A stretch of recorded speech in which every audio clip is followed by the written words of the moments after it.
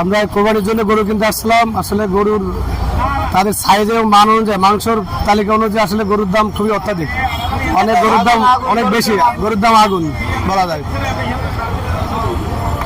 গরু বেচে লসে বছর,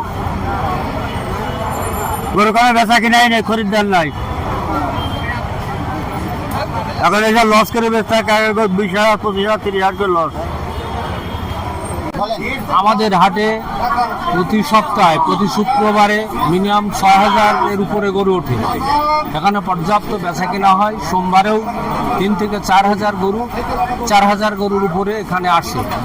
এখানে ঢাকা, নোয়াখালী, চিটাগাং, নারায়ণগঞ্জ, বাংলাদেশের বিভিন্ন জেলা থেকে আমাদের এখানে ব্যাপারীপত্রতা আসে এবং তাদের সার্বিক নিরাপত্তার ব্যবস্থা করা হয়েছে এবং তাদের থাকা, খাওয়া, স্যানিটেশন ব্যবস্থা সহ সব রকমের আধুনিক সুযোগ সুবিধা আছে।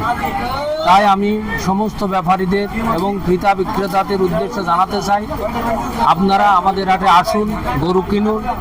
প্রচুর পরিমাণে ছাগল উঠছে, বেচা কিনাও হচ্ছে। আপনারা আসেন, পাশের হারও কম, সুস্থ ছাগল পাবেন।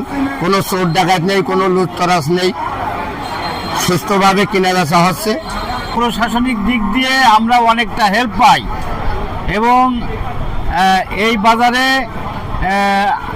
চোর ডাকাত নেই, আর গরু ছাগল যথেষ্ট পরিমাণ উঠেছে, বেচা কিনা মোটামুটি হচ্ছে। আর ছাগল প্রতি আমরা 1020 টাকা করে নিয়ে থাকি। হ্যাঁ, ছাগল এটা কার? ছাগলটা আমার ভাই। কত চাচ্ছেন দাম এটা? ছাগলটা ভাই 55,000 টাকা দাম চাচ্ছে। কাস্টমারে কি দাম বলেছে আপনার? হ্যাঁ বলেছে। কত বলছে? কত কাস্টমারে 42,000, 43,000, 44,000 এই দাম হচ্ছে। কিরকম দামে ছাড়বেন আপনি?